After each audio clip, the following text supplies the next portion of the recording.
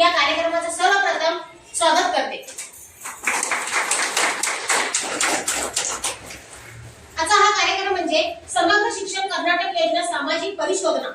ह्या जिल्हा पंचायतीकडून आलेले सर्व अधिकारी शाळेचे 4 दिवस झालं पूर्ण तपासणी करून विद्यार्थ्यांचे पालक यांच्यामध्ये आज संवाद करण्यात आलेला आहे। तर या सभेसाठी सर्वप्रथम इयत्ता 7वीचे विद्यार्थ्यांच्याकडून ईश्वर सरांनी सुरुवात करतील।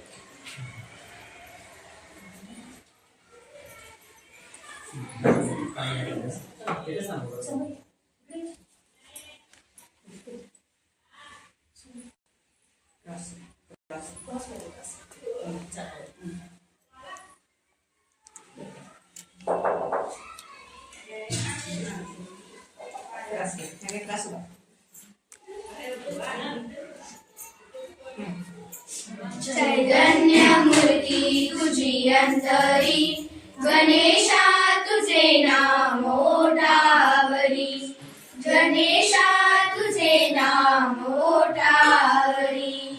चैतन्य मूर्ती तुझी अंतरी, गणेशा तुझे नाम ओठावरी, गणेशा तुझे नाम ओठावरी। सरस्वती तुझ वदना गौरी सुतारे, मंगलमय गीत तुझे तुझ्यामुळे भरे। सरस्वती तुझ वदना गौरी सुतारे, मंगलमय गीत तुझे तुझ्यामुळे भरे। चिंतनात रात्र तुझी येई उशारे, तुझ्यामुळे उजळती आधारी दिशारे। चिंतनात रात्र तुझी येई उशारे, तुझ्यामुळे उजळती आधारी दिशारे। गौरी नंदना तू विनायका, सिद्धिनायका तूच मोरया। गौरी नंदना तू विनायका, सिद्धिनायका तूच मोरया। चर्मदंड करण्या तू येई लवकरी, चर्मदंड करण्या तू येई लवकरी। गणेशा तुझे नाम ओठावरी, गणेशा तुझे नाम ओठावरी। गौरीसुता तुझा दामाय पितारे, जाणून घे दुःख भरी माझी वेतारे। गौरीसुता तुझा दामाय पितारे, जाणून घे दुःख भरी माझी वेतारे। चिंतनात रात्र तुझी येई उशारे, तुझ्यामुळे उजळती आधारी दिशारे। चिंतनात रात्र तुझी येई उशारे, तुझ्यामुळे उजळती आधारी दिशारे। गौरी नंदना तू विनायका, सिद्धिनायका तूच मोरया। गौरी नंदना तू विनायका, सिद्धिनायका तूच मोरया। चर्मदंड करण्या तू येई लवकरी, चर्मदंड करण्या तू येई लवकरी। गणेशा तुझे नाम ओठावरी, गणेशा तुझे नाम ओठावरी। चैतन्य मूर्ती तुझी अंतरी, गणेशा तुझे नाम ओठावरी, गणेशा तुझे नाम ओठावरी, गणेशा तुझे नाम ओठावरी।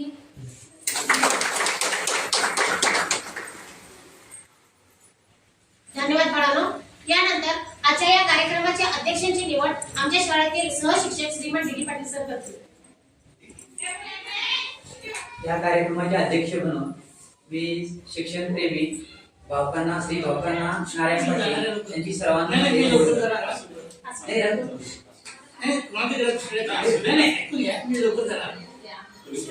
गेला चालतंय गेला।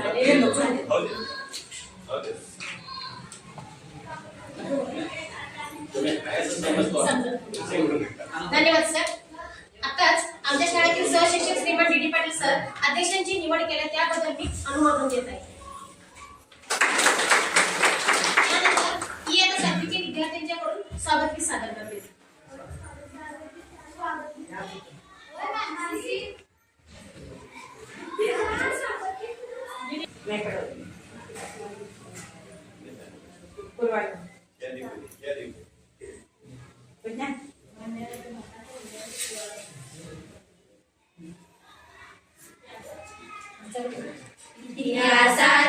रंगरूप हे आले या नगरा, इतिहासाचे रंगरूप हे आले या नगरा. स्वागतम सुस्वागतम हा मानाचा मुजरा, स्वागतम सुस्वागतम हा मानाचा मुजरा. दहा दिशांनी गुरुजन आले, सभा मंडपी स्वागत झाले. दहा दिशांनी गुरुजन आले, सभा मंडपी स्वागत झाले.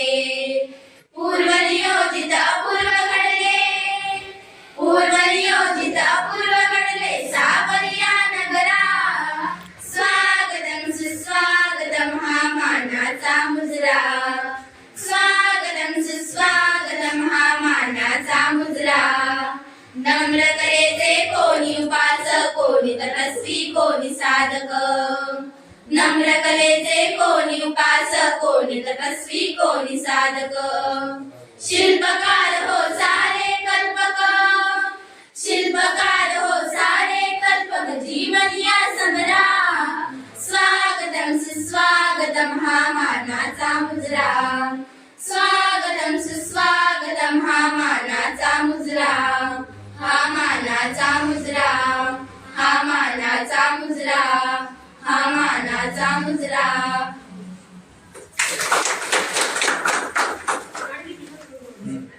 मग तुम्हीच या बा. इकडे या सगळे. हा. त्यानंतर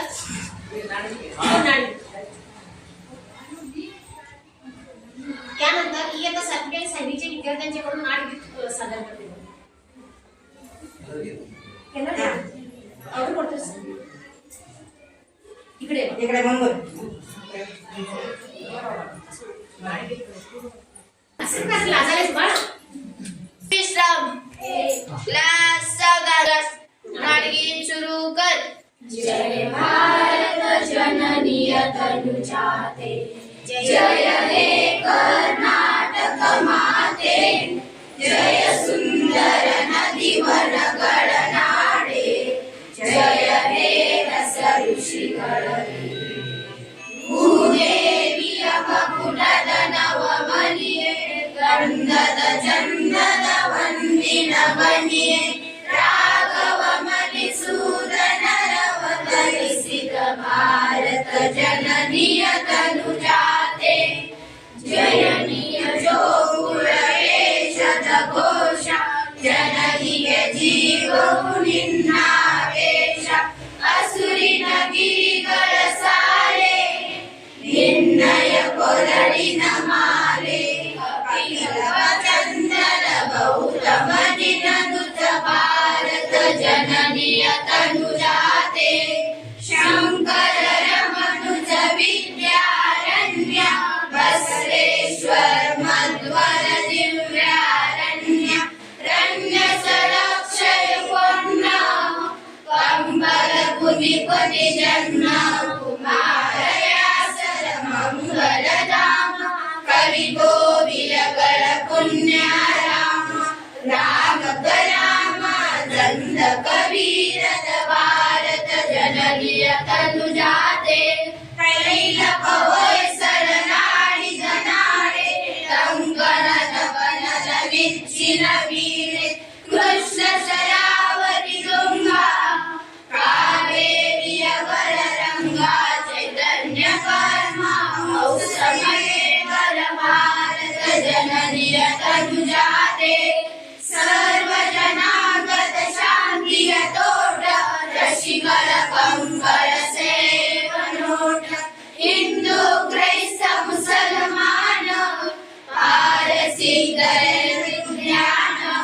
जनगण ओरे दोरे कळराम, गायक वैदिक राम.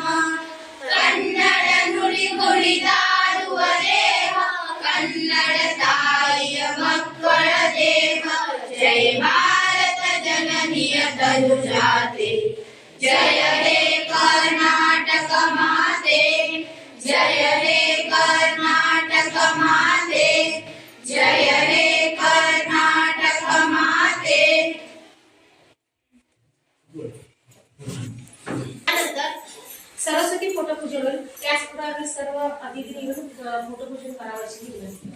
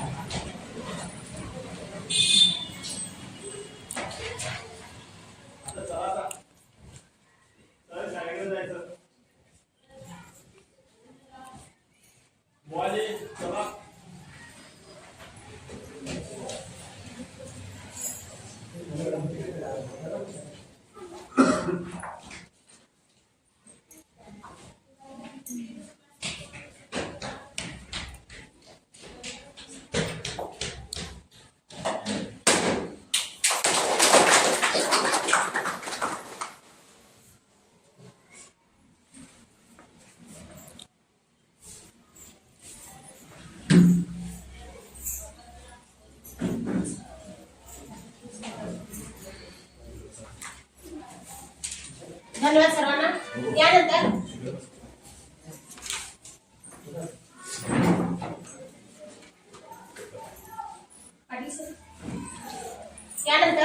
आजच्या या कार्यक्रमाचा मुख्य हेतू थोडक्यात आमच्या शाळेचे प्रभारी मुख्याध्यापक श्रीमान एस पाटील सर थोडक्यात सांगतील.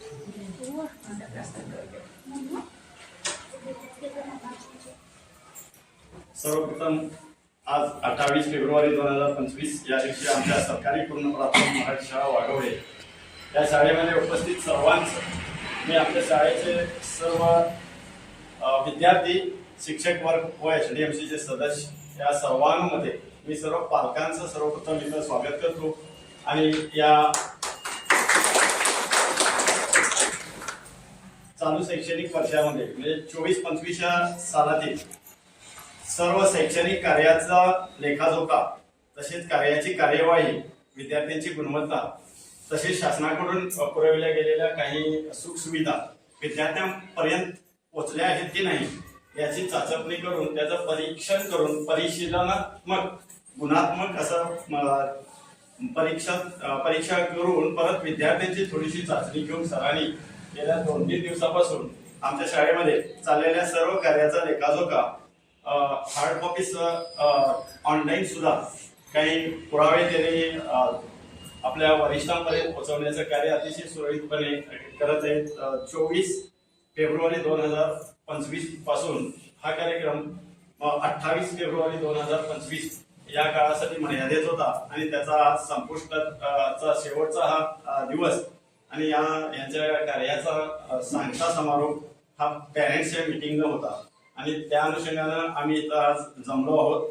आणि या पॅरेंट्स मीटिंगमध्ये त्यांच्या निदर्शनामध्ये आलेल्या आमच्या शाळेविषयीच्या काही गोष्टी तुम्हापर्यंत पोचाव्यात यासाठी त्यांनी सभा बोलवा म्हणले होते. आणि या सभेसाठी सर्व विद्यार्थ्यांना, शाळेतील सर्व विद्यार्थ्यांना नोटिशीद्वारे त्यांच्या पालकांपर्यंत ही सूचना दिली होती.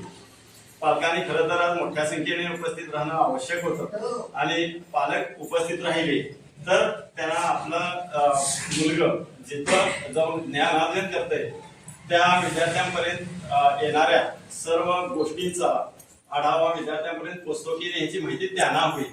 आणि यासाठी पालक मेळावा घेण्यासाठी आम्ही प्रत्येक वेळेला धडपडत असतो. मात्र पॅरेंट्सची उपस्थिती आम्हाला खूप अगदी नगण्य मात्र थोडीशी मिळते.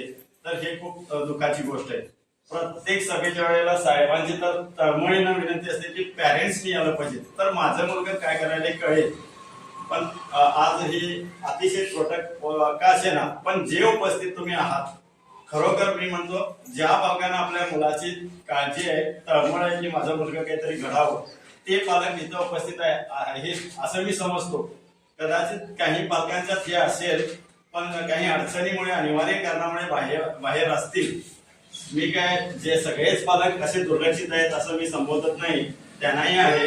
मात्र काही अपरिहार्य कामं आहेत त्यामुळे वेळ देऊ शकत पण नाही. आता मीच माझ्या मुलांच्या शाळेत वेळ देऊ शकत नाही कारण मी इथं 24 तास अडकलो आहे. तर असं काही वेळेला असू शकतं. पण शक्यतो नेक्स्ट टाइमला तुम्ही तुमच्या आजूबाजूला असणारे जे पॅरेंट्स आहेत त्यांना सांगा की काही वेळेला ज्या वेळेला बोलवलं जातं शाळेत त्यावेळेला अगदी आवर्जून उपस्थित राहा. त्यामुळे तुमच्याकडे काय असतील तर त्या अडचणी आम्हाला समजतील विद्यार्थ्याविषयी आणि आम्हाला काही विद्यार्थ्यांच्या बाबतीत काही त्रुटी आढळत असतील तर ह्याही आम्ही तुमच्यापर्यंत पोहोचवू शकतो. त्याचा दुवा म्हणजे ही पॅरेंट्स मीटिंग. एवढंच मी इथं बोलू इच्छितो आणि या कार्यक्रमाचा हा प्रास्ताविक भाग मी इथं घेतो. याच्या पुढचा हे कार्य काय आणि कार्याची कार्यवाही याची सविस्तर माहिती आम्हाला लाभलेले नोडल अधिकारी देतील आणि त्यांनी द्यावं असं मी त्यांना विनंती करतो. आहे एक मिनिट सर. तर या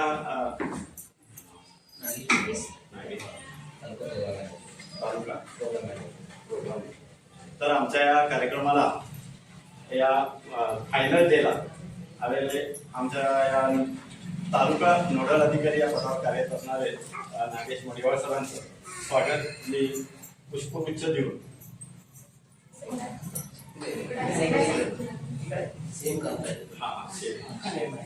पुष्पगुच्छ देऊन त्यांचं स्वागत आमच्या या शाळेच्या वतीनं श्रीयुत भावकांना नारायण पाटील यांनी करावं असं मी त्यांना विनंती करतो.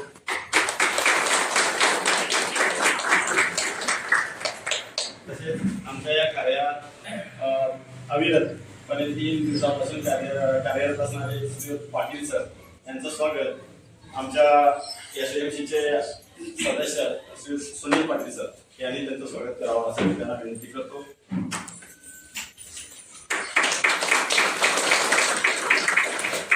तसेच आमच्या या कार्यात आणखी एक त्यांचे सहकारी बंधू आहेत बसवराज सर, त्यांनाही पुष्पगुच्छ देऊन कन्वर्टर सर त्यांचं स्वागत करतील. या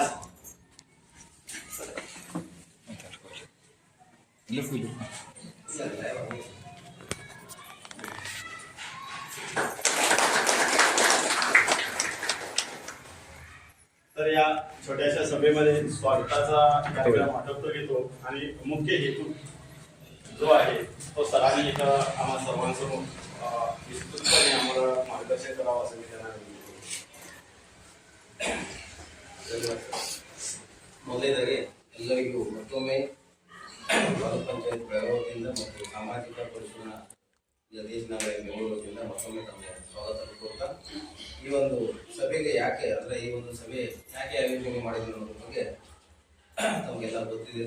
ಯಾಕಂದರೆ ಕಳೆದ 4 ದಿನಗಳಿಂದ 24/2/2025 ನಾಡ ಎಲ್ಲರಿಗೂ ಬಂದು ನಾನು ತಿಳ್ಕೊಂಡಿದ್ದೀನಿ.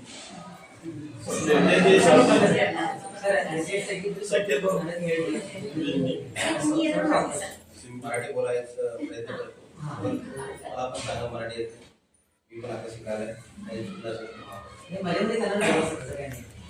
2022 23 आणि 24च्या कालावधीमध्ये जो काही तुमच्या शाळेमध्ये गव्हर्नमेंटकडनं आलेला अनुदान आणि जो काही मुलं शिकाले त्याच्यानंतर पाहणी करण्यासाठी म्हणून 24/2/2025 पासून 28/2/2025 4 दिवसाच्या कालावधीमध्ये तुमच्या शाळेमध्ये तालुका पंचायत वतीनं आम्ही इथं पाहणी केलेलं आहे.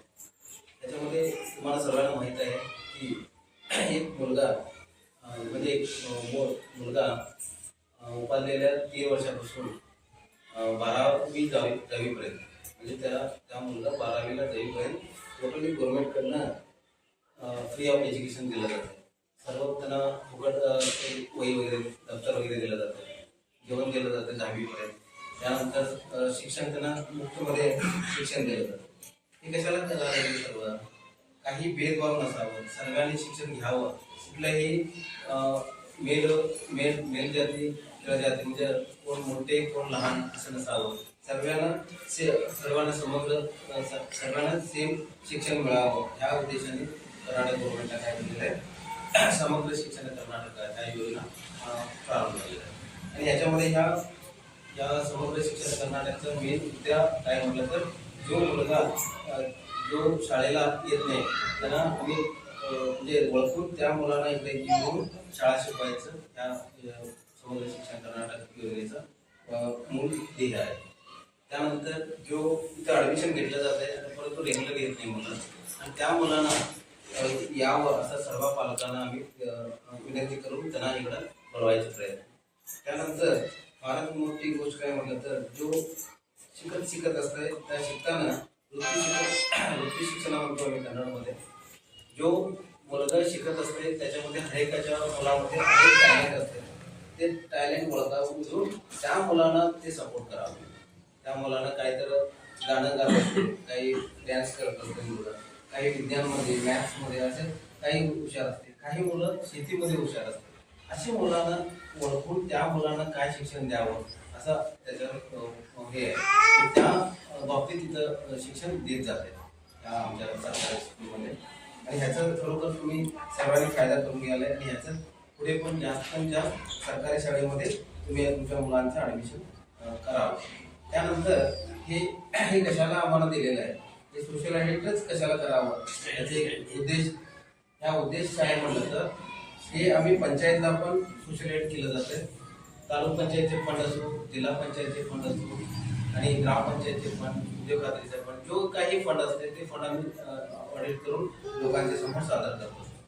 परंतु ह्या समग्र शिक्षण कर्नाटकमध्ये हे एज्युकेशन डिपार्टमेंटला आम्हाला तालुका पंचायतमधनं हे पहिल्यांदा दिलेलं आहे. आणि हे कशाला म्हटलं तर जो काही फंड येते ते आलेलं फंड कसं काय युटिलाइज होते आणि किती अमाऊंट येते आणि कुठल्या बेसवर हे आमचं गव्हर्नमेंटचं फंड युटिलाइज होते म्हणून कुठल्याही सभामध्ये चर्चा होते. त्या एसडीएमची तुम्ही आता बघितलं तर 18 लोकांची एसडीएमची कमिटी असते, त्याच्यामध्ये 50% महिला असते. परंतु त्याच्यामध्ये येणारे किती 10 लोक 5 लोक, काही इंटरेस्ट असेल तर 18 लोक बी येते. परंतु जो काही आम्ही निर्णय घेतो काही 1 रुपये गव्हर्नमेंटचं कसं येते त्याला कसं युटिलाइज करावं, काय करावं. आणि बरेच ठिकाणी काय होते देणगी देणारे बरेच आमच्या गावामध्ये भरपूर लोक असतात. त्या लोकांना आम्ही ओळखून मग कसं आम्ही युटिलाइज करावं हे सर्व या एसडीएमची कमिटी आणि सर्व शिक्षकांचं सभा व्हायला पाहिजे. या सभेमध्ये आम्ही सर्व योग्य प्रमाणे निर्णय घ्यायला पाहिजे. हे घेतल्यानंतर जो काही होते ते लोकांच्या समोर आम्ही चर्चाला आणावं या उद्देशाने ते आमचं सोशल ऑडिट हे चाललं जात आहे. आणि ह्याच्यामध्ये आम्ही 4 दिवसाच्या कालावधीमध्ये तुमच्या शाळेला पण आम्ही सोशल ऑडिट केलेलं आहे. ह्याच्यामध्ये आम्ही पाहणी केल्याबद्दल एक ಕನ್ನಡ ಮರಾಠಿ ಇಂಗ್ಲಿಷ್ ಸರಿಯಾಗಿ 5 ಮತ್ತು 6 7 ಕೆಲವೊಂದು ಮಕ್ಕಳಿಗೆ ತಮ್ಮ ಹೆಸರನ್ನು म्हणजे पहिल्यांदा तुमच्या शाळेमध्ये 1 ते 7वी पर्यंत शूज सॉक्स वगैरे व्यवस्थित आणि समवस्त्र वगैरे मुलांना व्यवस्थित दिलेलं आहे. आणि त्यानंतर शिक्षक रोज व्यवस्थित टायमामध्ये इथे याले. त्यानंतर शाळेमध्ये रसप्रश्न आणि पंचायत जो पिरियड असते त्यावेळेला मुलांकडनं घ्यायला. आणि त्यानंतर मुलांना 180 ताट आणि 180 लोटा म्हणजे प्लेट आणि लोटा मुलांना आहे म्हणजे घरातून आणायची काही गरज नाही, त्याची पण व्यवस्था केलेली आहे. आणि त्यानंतर फर्स्ट एड बॉक्स जर मुलांना काहीतरी हाताला पाहायला काहीतरी घायल वगैरे तर त्याला फर्स्ट एड बॉक्स पण इथं व्यवस्थित ठेवलेला आहे. त्यानंतर शाळा हंतದಲ್ಲಿ ಅಡಿಗೆ ಕೋಣೆ ಕೂಡ म्हणजे जो अंदाजाचा जो स्वयंपाकखोली आहे ते पण व्यवस्थित आहे. त्यानंतर शाळा हंतದಲ್ಲಿ शुद्ध कुडिಯುವ ನೀರಿನ फिल्टर व्यवस्थित आहे. म्हणजे या शाळेमध्ये योग्य प्रमाणाचे फिल्टरचे व्यवस्थापन केलेले आहे. त्यानंतर ಶಾಲಾ ಹಂತದಲ್ಲಿ 3ನೇ ತರಗತಿ ಮಕ್ಕಳಿಗೆ ಶಾಲಾ ಸಹ ಶಿಕ್ಷಕ ಶ್ರೀಮತಿ ಎನ್ ಹೆಗಡೆಯವರು ವೈಯಕ್ತಿಕವಾಗಿ ದೇಣಿಗೆ ನೀಡುತ್ತಾರೆ. ಎಷ್ಟು ಕೊಟ್ಟಿದ್ದಾರೆ? ಎರಡ್ ಸಾವಿರದ 14-15 ಸರ್. 2014 ಒಳ್ಳೆಯದು. ನೋಡಿ ಏನಿದೆ ಅಂತ ಹೇಳಿದ್ರೆ ಒಳ್ಳೆಯ ರೀತಿ ಅಂತ ಯಾಕಂದ್ರೆ ನಾವು ಕೂಡ ಈ ಒಂದು ಶಾಲೆಯಲ್ಲಿ ಕಲಿತಾ ಇದ್ದೇವೆ. ಶಾಲೆಯಿಂದ ನಾವು ನಮ್ಮ ಹೊಟ್ಟೆ ತುಂಬಿಕೊಂಡಿದ್ದೇವೆ ಅನ್ನೋ ಒಂದು ಉದ್ದೇಶ ಇಟ್ಕೊಂಡು ಒಳ್ಳೆ ಒಂದು ರೀತಿಯಿಂದ ಅವರು ಕೂಡ ಕೊಟ್ಟಿದ್ದಾರೆ. ಅವರಿಗೂ ಕೂಡ ಈ ಒಂದು ಸಭೆಗೆ ಮತ್ತು ನಮ್ಮ ತಾಲೂಕು ಪಂಚಾಯತ್ ಮತ್ತೊಮ್ಮೆ ಅವರಿಗೆ ಧನ್ಯವಾದ ಸಲ್ಲಿಸ್ತೇವೆ. ಯಾಕಂದ್ರೆ ಎಲ್ಲರ ಕಡೆ ದುಡ್ಡು ಇರ್ತದೆ, ಬಟ್ ದುಡ್ಡನ್ನ ಹಂಚುವ ಒಂದು ಕಾರ್ಯ ಆಗಿರಬೇಕು, ದಾನಿಗಳ कार्य ಆಗಿರಬೇಕು. अదే रीती नाव कडकोडीतंದ್ರೆ आम्ही जो 4 दिवसाच्या कालावधीमध्ये तुमच्या शाळेमध्ये पाहणी केली असं कन्नड, मराठी आणि इंग्लिश मध्ये 5वी 6वी आणि 7वीच्या मुलांना व्यवस्थित अजून त्यांचं नाव पण लिहिता येत नाही. बघा एक मुलगा तुम्ही पहिलीपासून इथं तुम्ही पाठवता 7वी पर्यंत इथं शाळा शिकते. इथं शाळा शिकल्यानंतर मुलग्याला अजूनपर्यंत त्याचं नाव जर लिहिता येत नाही असेल तर इथे शिक्षण काय कुठल्या रूपानं शिक्षण इथं द्यायला एक पहिल्यांदा. दुसरी गोष्ट मुलगा किती शिकायलाय ते तुम्ही पेरेंट्सने विचार करावा आणि तुम्ही पेरेंट्सनं विचार करावा की आमचं मुलगा शाळेला यायलाय काय कुठे झालंय. त्या शाळेला येत असेल तर काय शिकत नाही. बरोबर. हे कसं असते शिक्षण इथे वेल क्वालिफाईड शिक्षक असतात. 100 मध्ये 1000 मध्ये एक शिक्षक इथे आले असतात आणि प्रवेश केलेले जातात.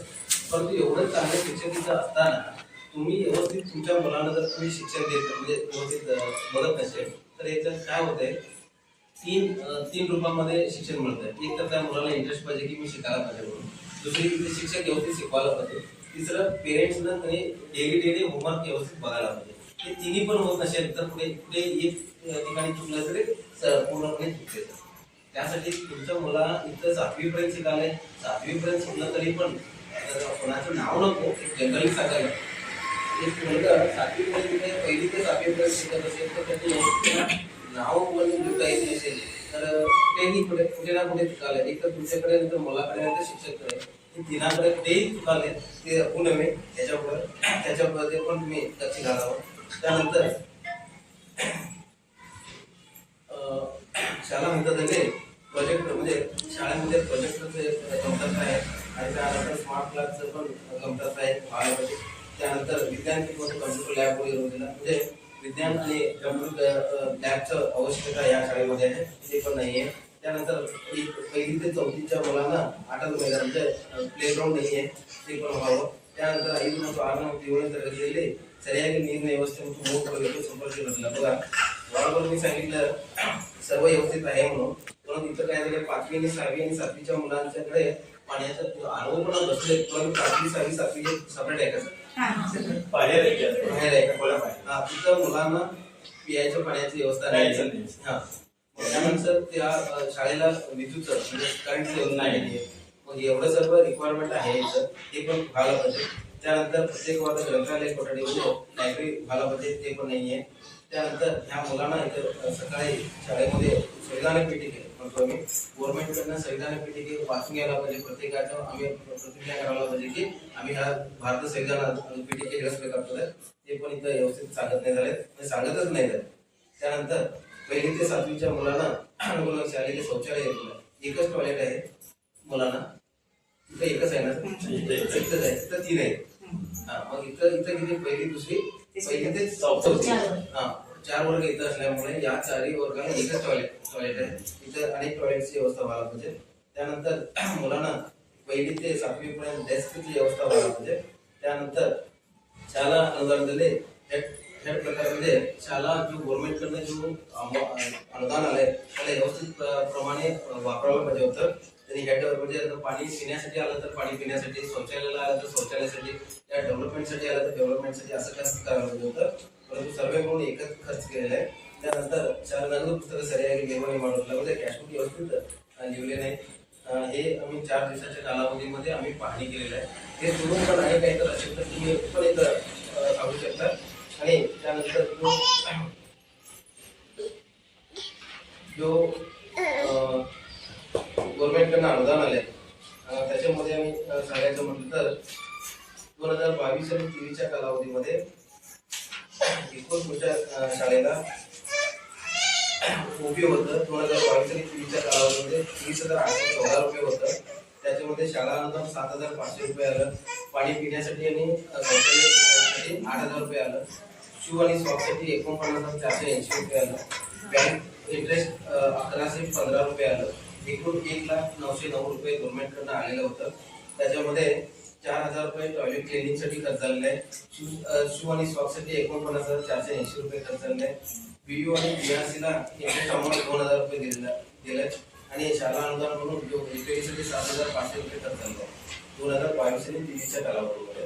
आणि 2023 आणि 24च्या कालावधीमध्ये एकूण 27,929 रुपये उभी होतं. शू सॉक्ससाठी 49,445 रुपये आलेले आहेत आणि शाळा अनुदानासाठी 62,500 62,500 रुपये शाळा अनुदान म्हणजे शाळेच्या रिपेअरीसाठी आलेलं होतं. आणि HWC म्हणजे CWNच्या मुलांना 2,450 रुपये आलेलं होतं. आणि टॉयलेट क्लिनिंगसाठी म्हणून 23,743 रुपये 23,643 रुपीज आलेलं होतं. आणि विद्यार्थ्यांनी बॅनरसाठी 500 रुपये आणि SDMC ट्रेनिंगसाठी 500 रुपये आणि बँक इंटरेस्ट 1,834 रुपये आलेलं होतं. एकूण 1,78,901 1,78,901 रुपये आलेलं होतं. त्यामध्ये 2,450 रुपये HBCच्या मुलांना गेलेले आहे. आणि टॉयलेट क्लिनिंगसाठी 4,000 रुपये, शाळा अनुदानाला 15,000 रुपये खर्च झालेले आहे.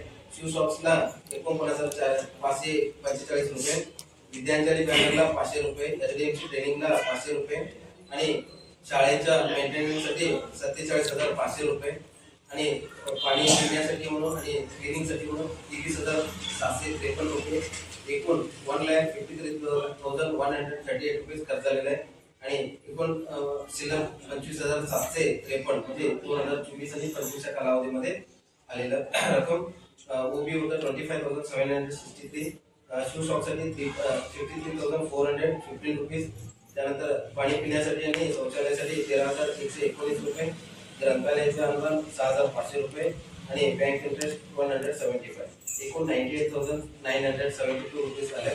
त्याच्यामध्ये शू सॉक्ससाठी 53,415 रुपये खर्च झाले आणि इतर खर्च 22,294 रुपीज.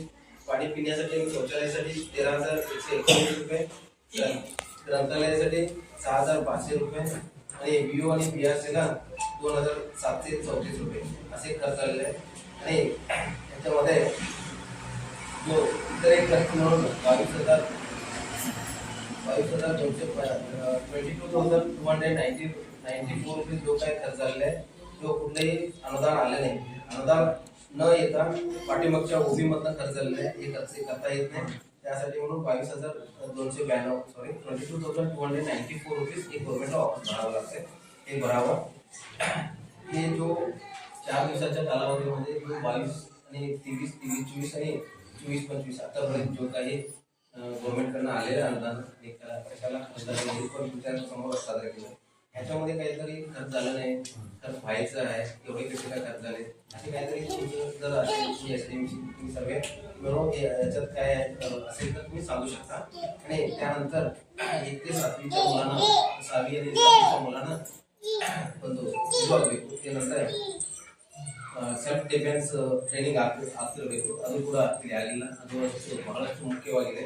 ಯಾಕಂದ್ರೆ ಮಕ್ಕಳಿಗೆ ಹೆಣ್ಮಕ್ಳಿಗೆ ಅದು ಬಹಳ ಮುಖ್ಯವಾಗಿದ್ದು ಅದರ ಬಗ್ಗೆ ಸ್ವಲ್ಪ ಕಾಳಜಿ ವಹಿಸಿ ಅದು ಸುರಕ್ಷತೆ ಬಗ್ಗೆ ಆಗಿರ್ಬೋದು ಅಥವಾ ಅವ್ರದ್ದು ಯಾವ ಥರ ಬಿಹೇವಿಯರ್ ಇರಬೇಕು. ಅಲ್ಲಿ ಆ್ಯಕ್ಚುಲಿ ಏನಂತಂದರೆ ಗುಡ್ ಟಚ್ ಮತ್ತು ಬ್ಯಾಡ್ ಟಚ್ ಅಂತ ಇರ್ತವೆ. ಸೊ ಅದ್ರ ಬಗ್ಗೆ ನೀವು ಸ್ವಲ್ಪ ಅವೇರ್ನೆಸ್ ಮಾಡಬೇಕು. ಅದು ಆಗಬೇಕಿದೆ, ಅವು ಆಗ್ತಾ ಇಲ್ಲ. ನಂತರ ಮಕ್ಕಳಲ್ಲಿ ಡಿಸಿಪ್ಲಿನ್ ಭಾಳ ಮುಖ್ಯ. ಶಿಕ್ಷಣಕ್ಕಿಂತ ಹೆಚ್ಚು ಡಿಸಿಪ್ಲಿನ್ ಅದು ಸ್ವಲ್ಪ ಆಗಲಿ ಈ ವರ್ಷಕ್ಕೆ. ಇಲ್ಲಿವರೆಗೆ ಈ ಒಂದು ಅನುದಾನದ ಬಗ್ಗೆ ಮತ್ತು ಇಲ್ಲಿ ಕರ್ಕೊಂಡಂತ ಋಣಾತ್ಮಕ ಮತ್ತು ಗುಣಾತ್ಮಕ ಅಂಶಗಳ ಬಗ್ಗೆ आम्ही तुमच्या समोर सादर केले. हे सोडून हे याच्या व्यतिरिक्त आणि काहीतरी म्हणजे 4 दिवसाच्या कालावधीमध्ये आम्ही नाही पाणी केलं असं काहीतरी विषय असेल तर तुम्ही इथं सांगू शकता. आतापर्यंत मला या वरती वाचन करायला अवकाश करून दिल्याबद्दल तुमचा धन्यवाद देतो आणि माझं मुक्त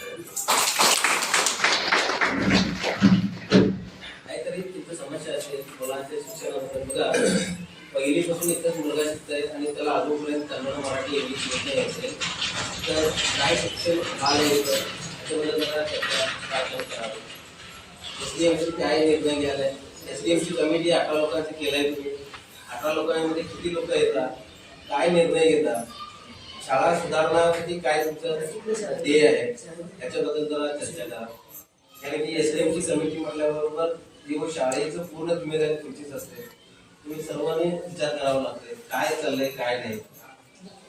त्यानंतर जो अनुदान येत आहे त्या अनुदानाचा व्यवस्थित योग्य वापर झालाय का नाही किती आलंय काय आलंय कशाला खर्च आलंय हे सर्व पण तुम्ही चर्चा करायला पाहिजे. अध्यक्ष बंद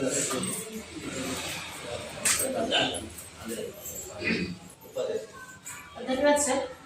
सर मोठे नोट होता सो अध्यक्ष मंडळ पूजने बंदिले सर म्हणजे सिस्टरकडे येतात आपण वैयक्तिक बंदिला सो सदस्य ಬಂದರು ಬಾಕಿ ಕಡಿಗಡೆ ಬಂದರೆ ದಿನ ಕೆಲಸ ಏನು ಬೇಡ ಇವೆಲ್ಲ ಟೆರೆನ್ಸ್ ಬಂದ ಅಧ್ಯಕ್ಷ ಬಂದಿಲ್ಲ ಹೆಸರು ಬೇಡ ಐದು ದಿವಸ ಪರ್ಸನಲ್ ಕೆಲಸ ಇರ್ಬೋದು ಬಂದಿಲ್ಲ ಇರ್ಬೋದು ಓಕೆ ಅದು ಪ್ರಶ್ನೆ ಬೇರೆ ಬಾಕಿ ಕಮಿಟಿ ಒಳಗೆ ಏನ್ ಖರ್ಚಾಗ್ತದೆ ಬಿಡ್ತದೆ ಅದು ಕಮಿಟಿಯ ಕೂಡ ಒಂದು ಶಿಕ್ಷಕರು ಕೂಡ ಮುಂದೆ ಆಗ್ಬೇಕು ಡಿಸ್ಕಸ್ ಆಗಬೇಕು ಆಗ್ಬೇಕು ಅದು ಆಗಲಿಲ್ಲ ಅಂದ್ರೆ ಕಷ್ಟ ಆಗ್ತದೆ. ನಾವು ಪಾಲಕರ ಕಡೆ ಹೋಗಿ ಕೇಳಿದಾಗ ಪಾಲಕರು ಹೇಳ್ತಾರೆ ಸರಿಯಾಗಿ ನಮ್ಗೆ ಶಿಕ್ಷಣ ಫೀಡ್ಬ್ಯಾಕ್ ಬರ್ತಾ ಇಲ್ಲ ಸೊ ಅದು ಅವಶ್ಯಕ. ಈ ಸರ್ ಹೇಳ್ತಾರೆ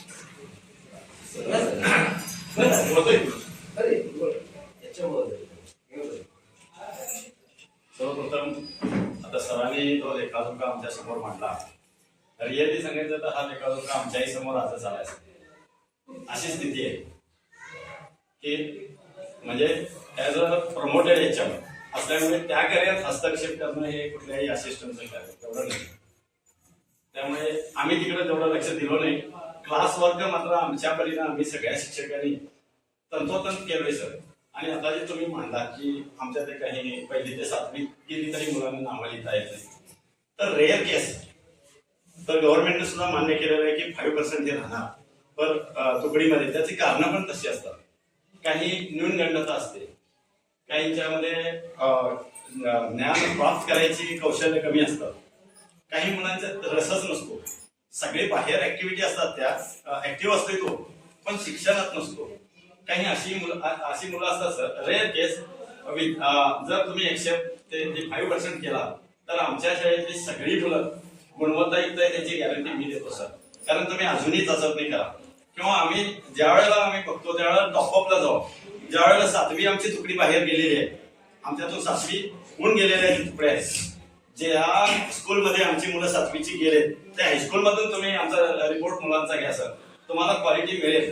प्रत्येक हायस्कूल मधून ऐकायला मिळेल की वाघवडीची मुलं सगळ्या शाळांपेक्षा चांगली आम्हाला मिळतात. मग हे केव्हा मिळतं सर आणि शाळा आमच्याकडे विद्यार्थी मागायला येतात हे केव्हा होतं.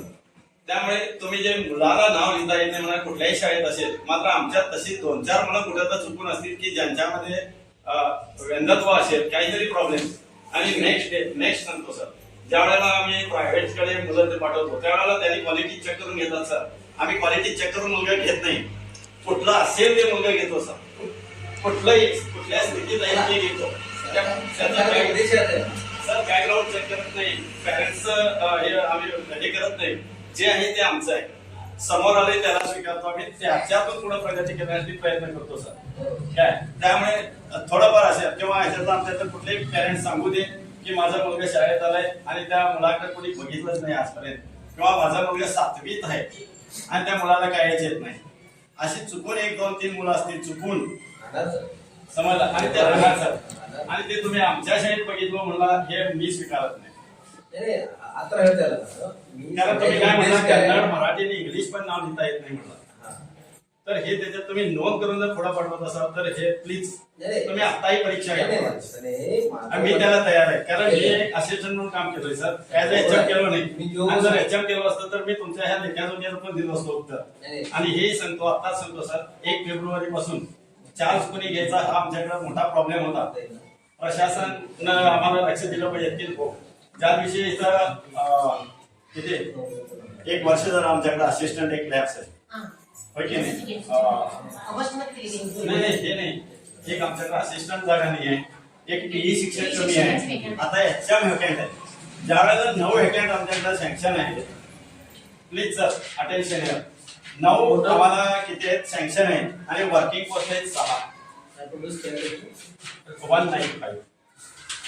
मग वर्क आम्ही गुड क्वालिटी कसं मेंटेन करू शकतो सर.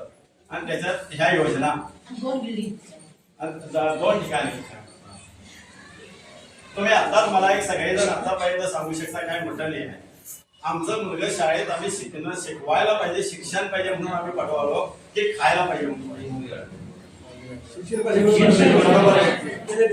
सर हा पॉईंट आधी विचार करूया आपण. कारण आमच्या सरकार काय करायला खायच्या योजना एवढ्या झाल्या की त्याच्यामुळे शिक्षण द्यायला आम्हाला वेळ कमी पडायला हे मी सगळं सांगतो. कारण त्याच्यात जो वेळ द्यायला लागलो आम्ही तो वेळ आमचा शिकवण्याचा वेळ असतो आणि तो ह्या योजना राबवायला वेळ द्यावा लागतो सर. अक्षर असो हे अंडी चक्की केळी दूध हे प्रोव्हाइड करायला वेळ असतो सर. आणि हे त्याच्यात वेळ आमचा टीचिंग जो टाइम आहे तो तिथं वेस्ट होतो.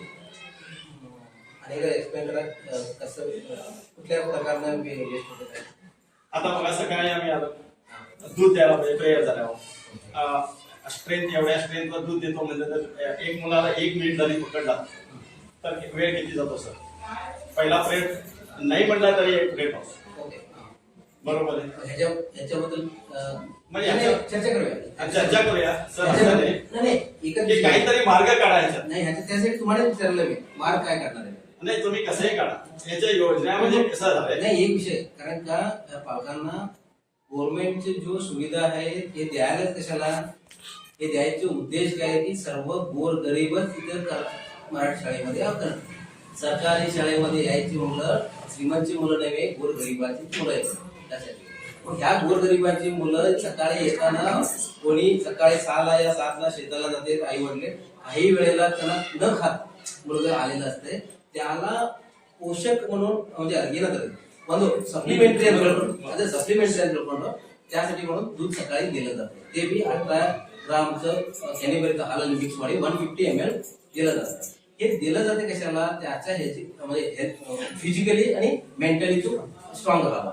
मग ह्याच्यासाठी जर तुम्ही म्हणत असेल तर हे दूध देत असल्यामुळे आमचे क्लास लेट व्हायला असं म्हणत असेल तर मग एक गव्हर्नमेंट केलंय कशाला, सुविधा दिलंय कशाला. मग ह्याच्यात थोडंफार 45 मिनिट्स कव्हर कसं करावं ह्याच्यासाठी आम्ही सर्व इथे आलोय. ह्याच्यासाठी आता याच्यानुसार इथेच आहे. मग ह्याच्यासाठी काय करावं की तुमचं 10 वाजून 9 लावत येतात प्रेड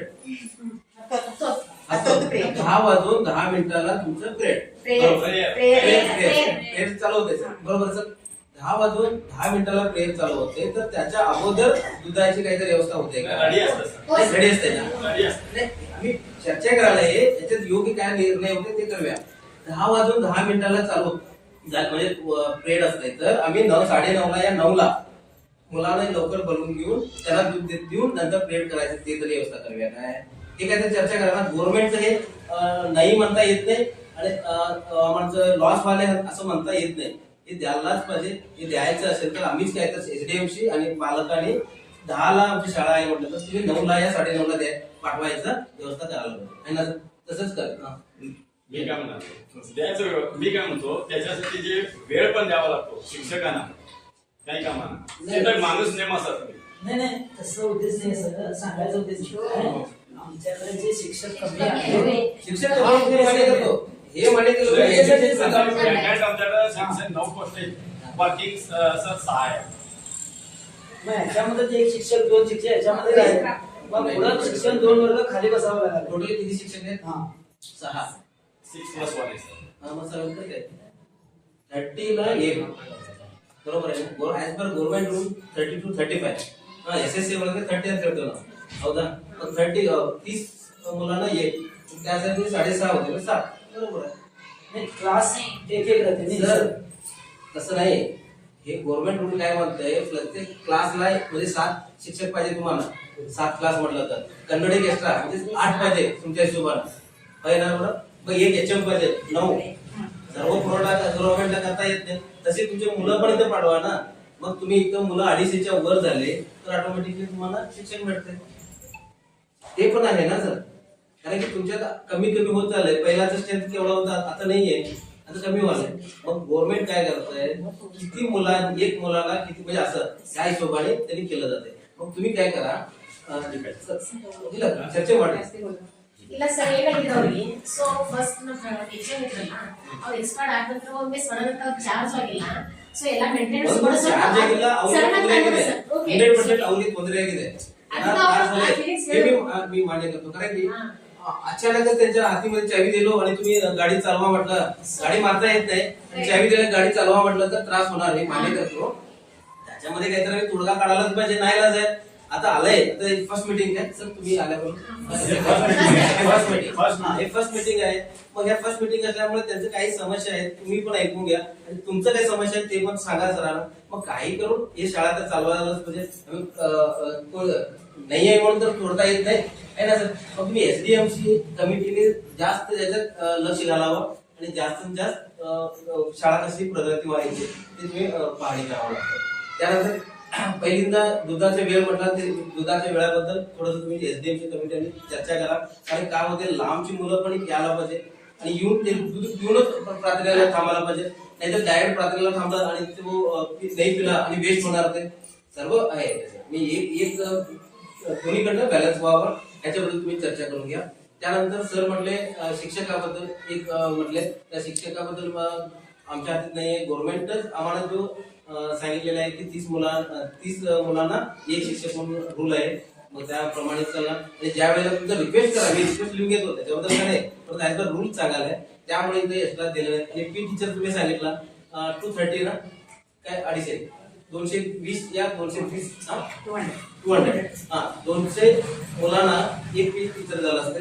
इथं 195 आहे आणि थोडं एक 10 मुलांचे एक्स्ट्रा इथं जर तुम्ही ऍडमिशन केला तर 100% इथे एक तुमचं पी टीचर पण ऑटोमॅटिक मिळतं. मग एकदा पी टीचर भेटला इथे एक्स्ट्रा तर तुम्हाला जरा कमी होईल, दुधा द्यायला काय असं सगळ्यात तुम्हाला मॅनेज करेल. आणि दुसरी गोष्ट इथं 2 शाळा असल्यामुळे मग तिथं पळापळीला जरा त्रास वाले मुलांना हे पण आहे. आणि सर हे सोडून आता केळी प्रोव्हाइड करा म्हटलं सर. हा केळी टिकतात काय, रोजच्या रोज जर सप्लाय झाली नाही तर प्रॉब्लेम होतो का सर होते सरांना विचार. काल आमचा सप्लाय परवा दिवशी आला नाही आणि शिवरात्र होती, केळी शॉर्टेज मध्ये कसं करायचं किंवा नेक्स्ट डे साठी टिकणारा पण पदार्थ नाही, 2-3 दिवसाचा आम्ही ठेवा, कसं करायचं म्हणजे अडचणी आहेत अशा यायला घेत. नाही बरोबर आहे सर, तुम्ही ते पण आहे. कारण का आता चक्की पण बंद आहे. आता चक्की ठेवलं होतं बरं होतं, 8 दिवसाचं स्टॉक करायला मिळत होतं, 1-2-4 दिवसाचं पुढचं देता येत काही होतं. कारण असेल ना, काय व्हायलंय त्याच्यात गुळचं प्रमाण कमी व्हायला आणि त्याच्यात मिक्स व्हायला, बरोबर. गुळाचं प्रमाण साखरेचं प्रमाण जास्त करायचं, गुळ घालत नाही झाले, त्यामुळे काय ते खाऊन मुलांना त्रास नको म्हणून ह्या उद्देशाला त्यांनी बंद केलं. तो उद्देश बरोबर आहे सर, पण टिकाऊ पदार्थ असेल तर मॅनेज करता येईल. तुम्ही म्हटलं टिकाऊ पदार्थ 1-2 दिवसाची स्टॉक ठेवण्यासारखं दिले तर हा प्रोव्हाइड करायला बरं होतं असं होतं. परंतु आता काय झालं ते गव्हर्नमेंटच्या ह्याच्यामध्ये ते चर्चामध्ये आहे अजून, ते चर्चामध्ये नंतर निघून काय ते बघूया. परंतु आता सध्याला तर अंडी द्यावं, ऍक्च्युअली तुम्हाला सांगायचं म्हटलं तर अंडी द्यावं पहिल्यांदा. अंडी जो मुलगा खात नाही त्याला तेवढंच चक्की या केळी असं होतं. परंतु काय व्हायला ते आम्ही काय करायला 2 दिवस अंडी 2 दिवस चक्की 2 दिवस म्हणजे असं हे आम्हाला रुटीन पडलंय.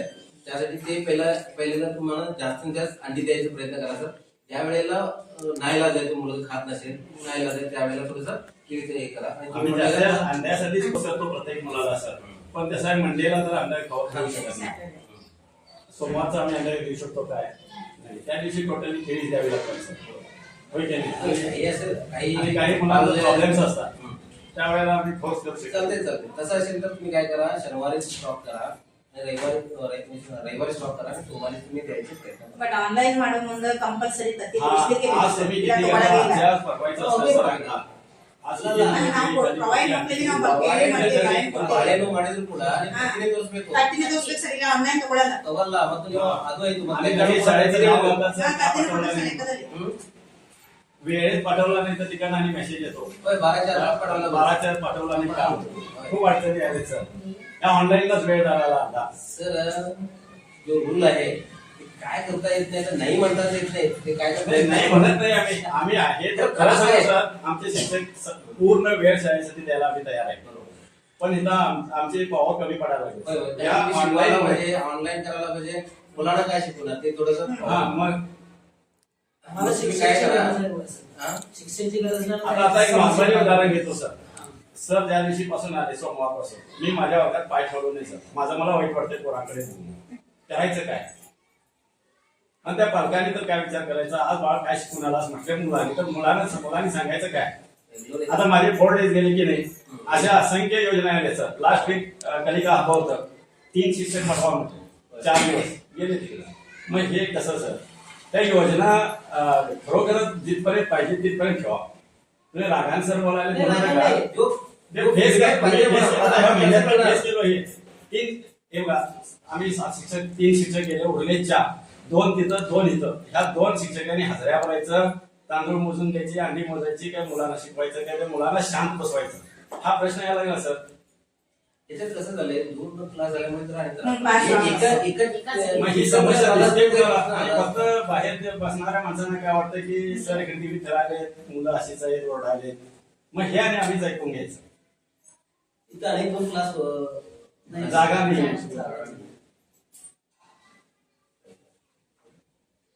आणि ಸೆಕೆಂಡ್ ಸರಿ 7th ಮತ್ತು 7 ಮತ್ತು 6ನೇ ಹೆಣ್ಣು ಮಕ್ಕಳಿಗೆ ನಾನು ವೈಟ್ ಟಚ್ ಮತ್ತು ಇದ್ರ ಬಗ್ಗೆ ನಾನು ಕ್ಲಾಸಲ್ಲಿ ಪ್ರತಿ ಸಲ ಹೇಳ್ತಾ ಇರ್ತೇನೆ.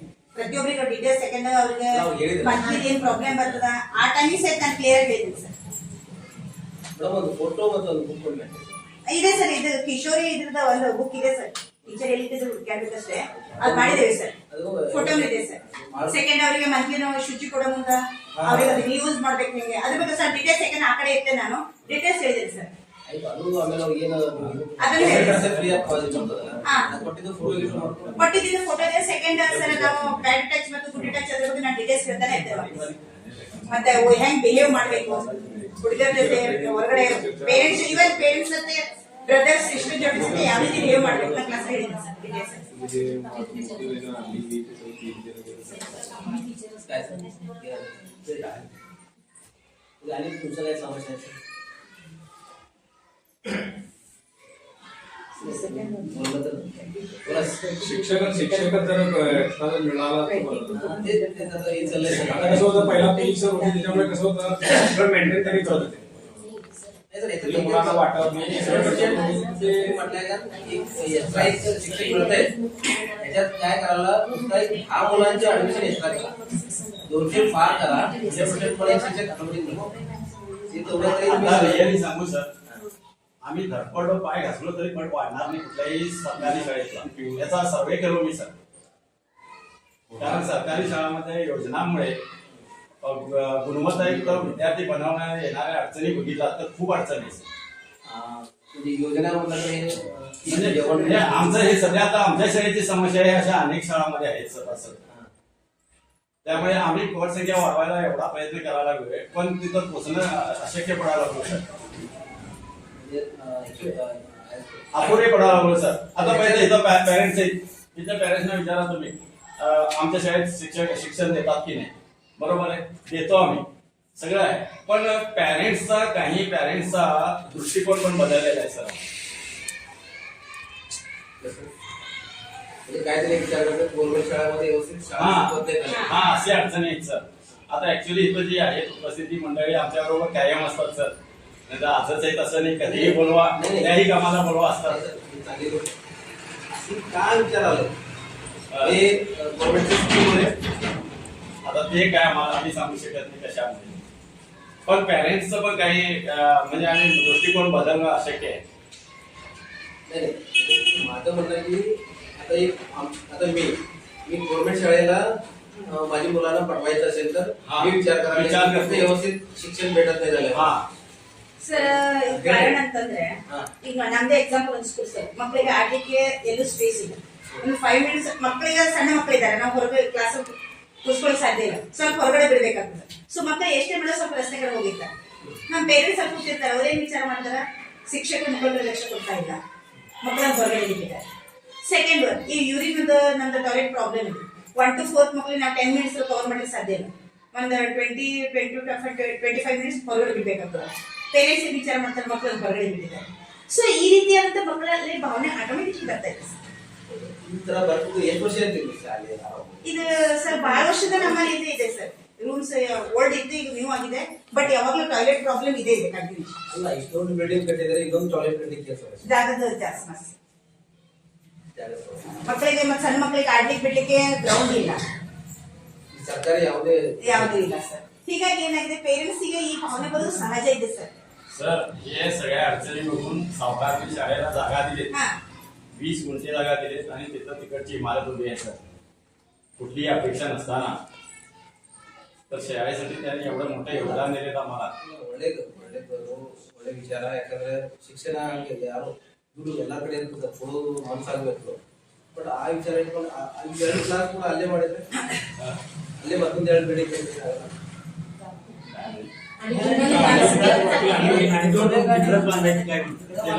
दिला तर खूप चांगलंच. आम्ही सगळे कधी सोडून तिकडे सगळे जाऊया म्हणून विचार करावा. होय की नाही? त्याने एका ठिकाणी इमारत झाली तर 100% क्वालिटी देतो सर. ಕಾಂಪೌಂಡ್ ಇರ್ತದೆ, ಆ ಕಡೆ ಕಾಂಪೌಂಡ್ ಇರ್ತದೆ, ಮಕ್ಕಳು ಒಳಗಡೆ ಇರ್ತಾರೆ. ಕಾಂಪೌಂಡ್ ಕಟ್ಟಿ ಅಲ್ಲೇ 2 ಬಿಲ್ಡಿಂಗ್ ನ ಎಕ್ಸ್ಟ್ರಾ ಮಾಡ್ಕೊಂಡ್ರೆ ಆಗುತ್ತೆ. 2 ಇಲ್ಲ ಸರ್, 5 ರೂಮ್ ಯಾಕಂದ್ರೆ ಆಲ್ರೆಡಿ 3 ಇದೆ. 3 ಇದೆ. 4 ಪ್ಲಸ್ ಕಿಚನ್ ಅಂತ 5 ಬೇಕಾದ್ರೆ ಸರ್ एका कॅम्पस मध्ये जर बिल्डिंग असेल तर खूप फायदा आहे. हे 2 ठिकाणी गावातील ಅಲ್ಲ, ನೀವು ಎಲ್ಲ गावातल्या लोकांनी सर्वांनी तुम्ही एक ठराव पास करून म्हणजे सर्वांनी मीटिंग घेऊन पंचायतकडे रिक्वेस्ट केला असेल तर 100% आमच्या फंड तर खूप आहे, परंतु कुठे घालणार असं होतंय. तुमच्याकडे टीपी असो, झेडपी असो, कुठल्याही फंडमध्ये तुमचं ते अनेक 2-3 बिल्डिंग होते काय प्रॉब्लेम नाही. परंतु तुमचे गावकरी तुम्ही सर्वांनी एक करून करायला आणि कसं असतं की काही आता एकटे सर आले, 4 SDMC वगैरे आले असं नाही सर. सर्वांनी एकदा मीटिंग म्हटलं आमचे थोडंसं टाइम काढून सर्वांनी येऊन आम्ही तोडण्यासाठी करणार आमच्याच मुलांसाठी ना. आमचे 1 वर्ष या 2 वर्षात आमची मुलं जातात, परंतु येणाऱ्या मुलांचे इथंच आमचेच येणार ना, आमचे दोघांचे. ह्यासाठी म्हणून आम्ही सर्व विचार केला तर 100% होईल. तुम्ही सर्व गावकरी लोकांनी हे करून तुम्ही SDMC कडनं एक लेटर वगैरे दिलं असेल तर आम्ही पण हे करतो. आणि हे पण आम्ही आज ह्या ठरावामध्ये हे करतो की अनेक 2-3 बिल्डिंगची व्यवस्था करावी. आणि काय असेल तर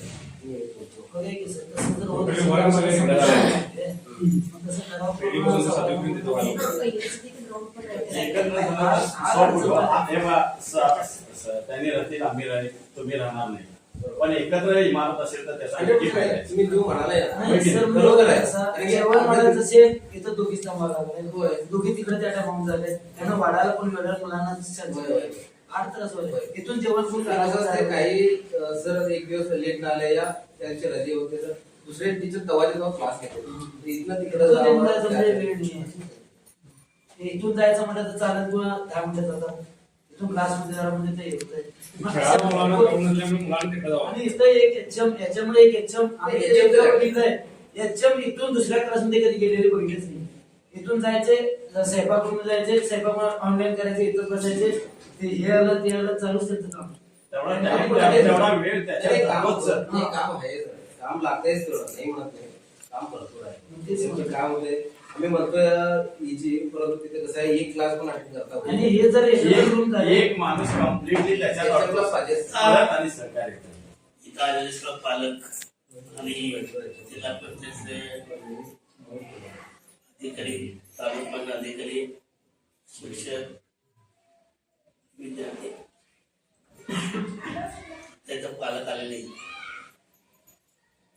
खरोखर जी समस्या सरांना वाटली तुम्हाला काय वाटली काय? त्यांना जी समस्या वाटली ती तुम्हाला वाटली काय? नाही वाटली.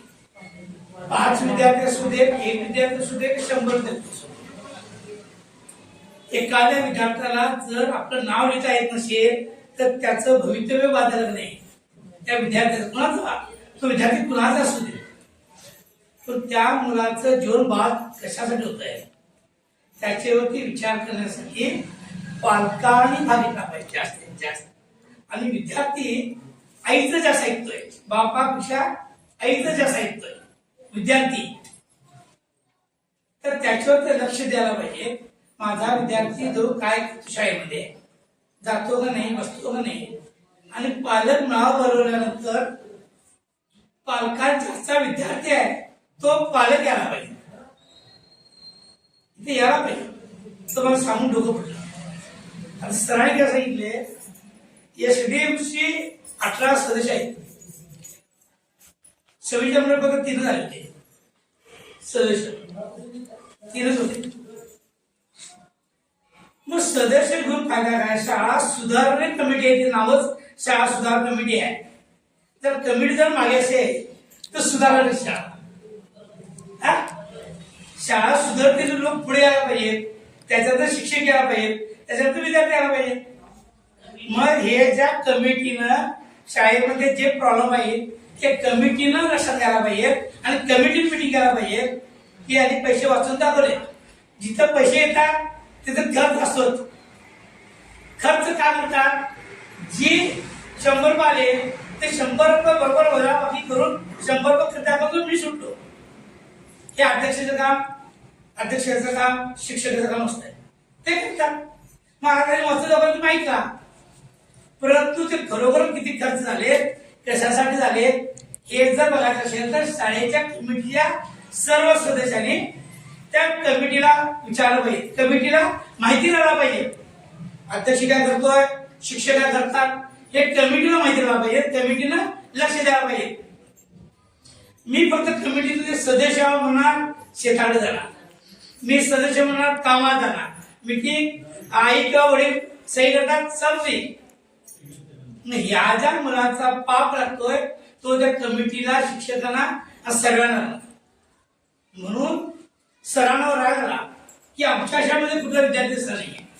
असेल असे फालपडू सारखे नसतात. परंतु त्यांनी जे काय घडलंय ते त्यांनी सांगितलं की तुमच्या कुठल्याही विद्यार्थ्याला किंवा कुठल्याही भाजीत शाळेत, कुठल्याही कर्नाटकाच्या शाळेतले एका विद्यार्थ्याला नाव लिहिता येत नाही. 5वी पर्यंत झालं, 5वी अर्थ काय, 7वी म्हणजे 2 वर्ग राहिले शिल्लक.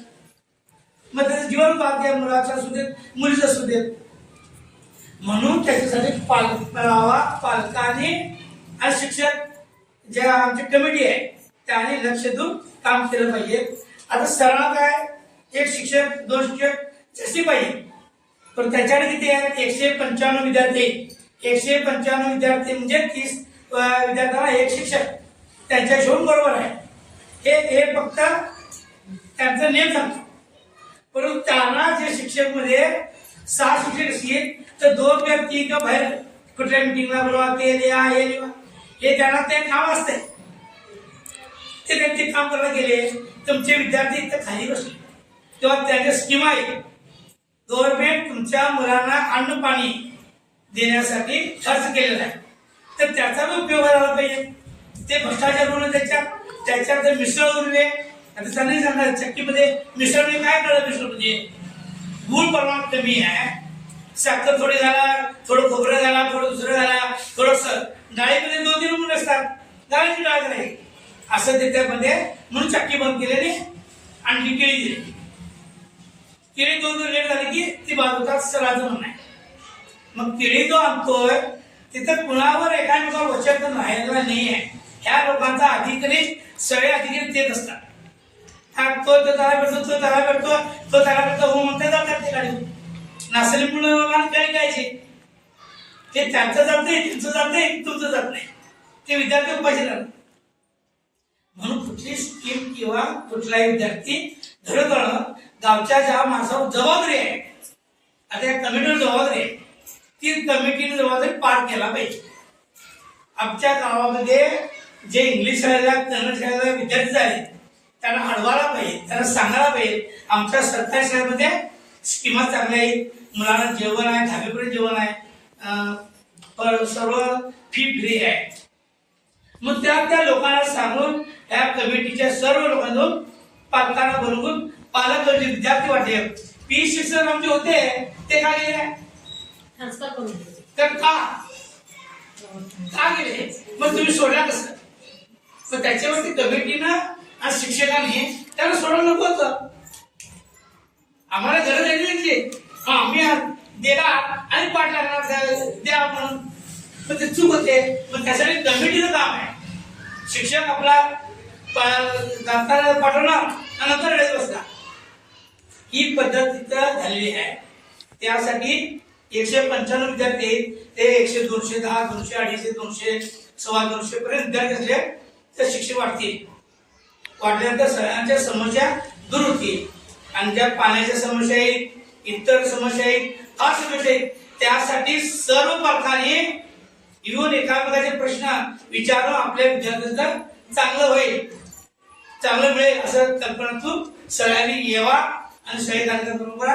कमिटी सांगा, कमिटी येऊ दे आणि काम करू दे. आता नवीन कमिटी येईल, नवीन कमिटी झाल्यानंतर व्यवस्थित सुधारती होईल तर या विषय मिळून.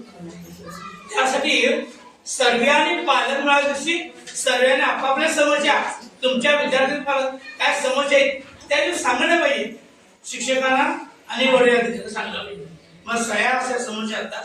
म्हणून सगळ्यांनी येऊन असे कार्यक्रम चांगले करा असं मी तुम्हाला सगळ्यांना गावच्या वतीने सांगतो. आणि जे काय चुकलं असेल ते माफ करू द्या.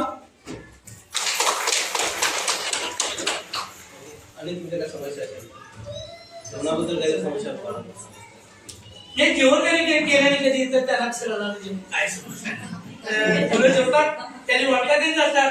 ते कधी मला घेतात नाहीच की आजच आले आज होतं की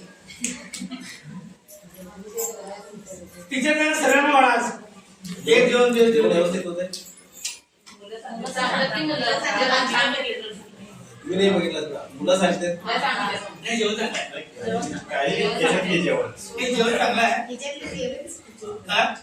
मग जेवण नाही, म्हणजे त्या लोकांना टीचर आम्ही विद्यार्थ्यांचे वडील आहोत, आमचा हक्क आहे, आम्ही बघावं हे त्यांच्या डोक्यात नसतंय. ते त्यांना मी सांगणार की तुम्ही बघून जावा. आम्ही रिक्वेस्ट केलो तरी जेवत नाही. त्यांनी येत नाही. सगळ्या मुलांनी तुम्हाला जेवण तेवढं चांगलं आहे सांगितलं. मास्तर अभ्यास करून त्यांनी समजत की सही बी करू शकणार म्हणून. काही शाळा आणि सही बी करू शकणार नाही दुसरं काही सर आम्ही करतो घ्या. सांगा की तुमच्या मुलाला वाचायला येते की लिहायला येते की सांगा. आम्ही सांगायचं नको. शिक्षक शिकवतात की तुमच्या तोंडातून तुम्ही ऐकू देत. आता बघा तुमचं मुलं चांगलं जेवण होतंय आणि चांगले ते जेवते पण सांगितलंय बरोबर. मग तुम्ही त्यांना डाळ भाकरी भाजी चपाती वगैरे का पाठवता? ते सर हरिबोल वगैरे काही नाही. काही पेरेंट्स का अरे बघा जर चांगलं होत असेल काही मुलांचं जेवण ते होते बाकीचे हा ठराविक काय होतंय शाळेमध्ये एक मुलगा जर तुमची नाही जो हणणार आहे तुमची असते हा काय म्हणतात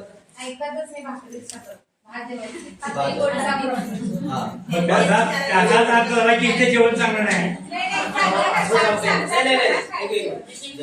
त्याचा अर्थ तो झाला मी भाकरी दिल्याची ते जेवण चांगलं नाही.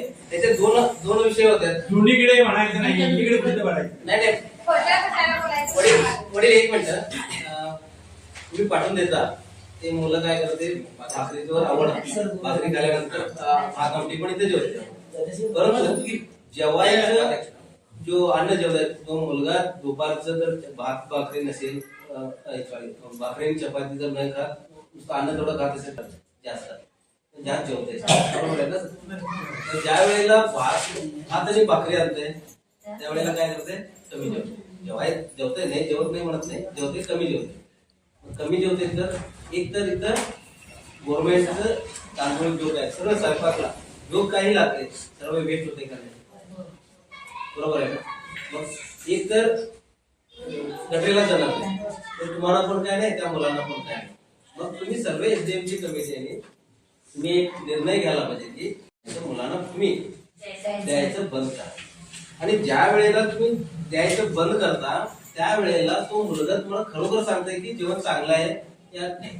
आज भात शिजलेलं त्या टप्पक लागलं तो तवा सांगतो.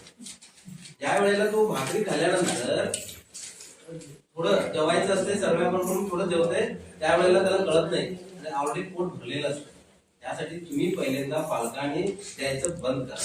दुसरी गोष्ट काय होते, एक मुलगा जर घेऊन आला तर दुसरा मुलगा पण तेच आणतोय. का आणतोय? त्याला ते प्रश्न विचारायचे संगत, आणि तो हाणाला म्हणून मी आणतो. कारण की आमच्या त्याच्या समोर बसून तो खात असते ना. मुलं म्हणलं आवड हाणाला असं इथं भाजी करत नाही, मग त्यांनी भाजी आणलेली असते, ते आवड येते, लोणचं असते, त्याला आवडायचं. त्यासाठी तुम्ही पाठवायचं बंद करा. आणि तुमच्या एसडीएमसी कमिटीने तुम्ही पहिल्यांदा निर्णय घ्या की इतर डब्बा आणायचं बंद करा. ज्या वेळेला डब्बा आणायचं बंद होतं व्यवस्थित जेवण तर व्यवस्थित आहे, ते तुम्ही पण पाहिला, त्याच्याबद्दल काय जेवण व्यवस्थित आहे, जेवण व्यवस्थित करून नाही बोला. ज्या वेळेला काहीतरी इकडं राहताना थोडा होणार जर झालं तर तुम्हाला कळू देत, मग तुम्हाला कळल्यानंतर याच्यामुळे कळतंय, मग तरी दुसऱ्या दिवशी ते व्यवस्थित करून देते. बरोबर आहे ना? त्यासाठी डब्बा आणायचं बंद करा. आणि असं नाही आहे, काय निर्णय घेतलेला आहे त्या निर्णयामुळे आम्ही काय जे कोण मुलं खात नाही त्या व्यक्तीने आणलं तर चालतंय. पण 1-2 पण आम्ही शनिवारी सुद्धा येतो इथं, आम्ही असेच वरच्यावर फिरत असते. शनिवारी सुद्धा आल्यानंतर हे उपीट केलेलं असते शाळेमध्ये, ते उपीट सुद्धा तुम्ही मॅगी असं काहीतरी पाठवून देतात. हे आम्ही त्यांच्या यांना पण सांगितलं तुम्ही असं घेऊन येऊ का, पाठवून देऊ का, दुसरं पण मुलगा तेच मागतंय आणि पोटामध्ये त्रास होतोय असं आम्ही सांगितलेलं आहे. ते सांगितलेलं आहे पण पाळत पाळत नाही. 1-2 मुलगा घेऊन आले की दुसरा मुलगा येईल, तो घेऊन आला मी पण घेऊन ते आला. जसं म्हणाले असंच असतंय. पण जे मुलगा खातच नाही का नाही, जे म्हणजे हायवे आहे हरिवत, त्या मुलाने घरी गेलं तर चालतंय. कारण काय इतकं बसले की दुसरं मुलगा पण त्याच्यावर नाही टाकायचं. हे कसं असतंय घरी पाठवायची हे असते ह्याच्यामध्ये. कारण ते मुलगा घरी मग पाठवायचं. दुसरा मग दुसरं चालूच करताय नाही. किती आहेत तसे मुलं? सर एनजीओ ला दिलं तर काय होईल? किती मुलं आहेत? बोलतो किती मुलं आहेत? किती मुलं आहेत? आणि बोलतो किती मुलं आहेत? थोडे किती आहेत? नाही. एकच शाळेमध्ये एकटीच आहे. एकटीच आहे. एक मुलगीला काय प्रॉब्लेम आहे? नाही, एक मिनिट. एक मुलगीचा काय प्रॉब्लेम आहे? एक मुलगी ते साईडला बसते ना, हात क्लासमध्ये जेवण करून आणि असं म्हणून ते घरी सुद्धा येत नाही, ते डब्बा घेऊन येत नाही, मुलांचं असेल पण घरी पण येत नाही ते जेवायला असं म्हणतात म्हणून. एक मुलांचं असेल तर प्रॉब्लेम नाही हो. मला वाटलं की 10-15 नाही, नाही, नाही. 10-15 मुलं म्हणजे असं वाटलं 1-2 मुलांचा आता परवाच प्रॉब्लेम जेवायला आहे. आली नाही बघा ती. आलीच नाही, दिवसभर इथं बसली. घरी जा म्हणलं तरी जात जेवायला नाही. आली नाही ती. नाही, असू दे. आणि परत आहे, असेल तर problem आता नाही. मॅडमने सांगितले किती ताकद सगळी व्यवस्था आहे म्हणून. आता प्रत्येक मुलाच्या दप्तरात एक ताट आणि बसायला अंथरूण सतीची, मग तो ओझं आणण्यासाठी तेवढ्या धरणं, मग ती व्यवस्था आहे म्हणून मग ते कशाला आणतात त्यांनी? ती ताटाची इथं व्यवस्था असते तर त्यांनी ते ओझं कशाला आणतात? सगळ्या मुलांमध्ये नाही आहे ते. 7वीच्या मुलाचे एकच एक प्रकारच्या मुलाला आपल्या घरात दिसतंय ते मी सांगतो. आता नाही, बरोबर आहे. सरकार आमच्या घरात जे दिसतंय नाही, आमच्या जे कुटुंबाला दिसतंय नाही ते मी सांगणार. नाही, बरोबर आहे. आणि 1 किलोमीटर यायला पाहिजे, 1 किलोमीटर यायला पाहिजे. मामा एक महिन्याचा आशा मी पुरी करतो, मी करतो. आता तिथे लेक्चर झालं, जो होतं साहेब. 180 ताटा आणि 180 क्लास तुम्ही म्हणलो त्यासाठी नाही म्हटले, बरोबर आहे. मग त्याच्यात म्हणजे तुमचं म्हणणं आहे असं की 7वीच्या मुलांना नाहीये. तर इथून जवळजवळ 1 किलोमीटर नाही येतात 2 मुलांची. बरोबर. ते तर त्रास त्यांची त्या पाठीवर ओझं असते, एक चीर असते, ताट असते, ते काय नाही. पण ते ह्यांनी म्हणतात ती सुविधा आहे असतात, तर ती सुविधा असताना त्यांच्या पाठीवर ते ओझं येतच असतं. बरोबर आहे. नाही, बरोबर आहे ते. म्हणजे जो काही मी सांगत होतो तरी लक्ष द्यायला आणि अनेक साहेब तुम्ही आता त्या ठिकाणी काय म्हटले का नाही, मी मागायचं तुमचं ऐकतो आम्हाला काय म्हणजे का मी मुलाचा आजा आहे, वडिलाला जेवढा अधिकार आहे तेवढा आजाला जास्त बोलायचा अधिकार नसतो, म्हणून एक समस्या म्हणून मांडतो, समस्या म्हणून मांडतोय. मग त्यांना ते सांगितलो मुलाला जर मी जेवण चांगलं आहे म्हटले तर मुलाला अभ्यास बी करायला पाहिजे तरी चांगला म्हणून. मग अभ्यास चांगला असला तर सही बी करायला पाहिजे ना.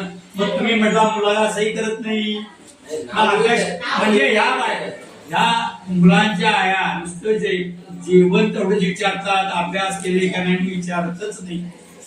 त्याचा अर्थ झाला. आता बोला, लक्ष द्या मला. आता कोणतंही बोला, तुम्ही जेवण जसे विचारते चांगलं आहे मी सांगितले तुम्हाला, मुलाला विचारणं आईचा अधिकार आहे म्हणून सांगितले त्यांनी, मग जेवण चांगलं आहे वगैरे. अभ्यास तुम्हाला आज अभ्यास काय म्हणून तो विचारला पाहिजे. मग त्याला जर तो अभ्यास जड झाला असेल तर तो तुमच्याकडून विचारून घेणार. मग तो विचारल्याने सरळ झाला तर तो बरोबर तुमच्या मुलाचं सही शिक्का सरळ देणार. एका माणसाचं बोले ना मी एका तर ते सगळं झालं अशा तर तो सही नक्कीच काढणार. काय तो नक्की सही करणार. विचारलं तर ऑटोमॅटिक होते. आणि एक एवढं की तुम्हाला सांगितलं काय गव्हर्नमेंटला सांगितलं काय एकच काय तुम्ही आता सगळ्या समस्या सांगितला तिथल्या सुविधा सांगितल्या सगळं काय सांगितलं आणि त्याने आपल्यावर जो भार पडणार जो मुर्ज होणार आहे ते त्यांनी सांगितलं. त्याच्याकरिता एखादा माणूस सुविधा पुरवण्यासाठी एक सेपरेट तुम्ही तिकडनं पाठवलं तर तेच सांगितलं म्हणजे ह्यांच्यावरचा भार कमी होईल.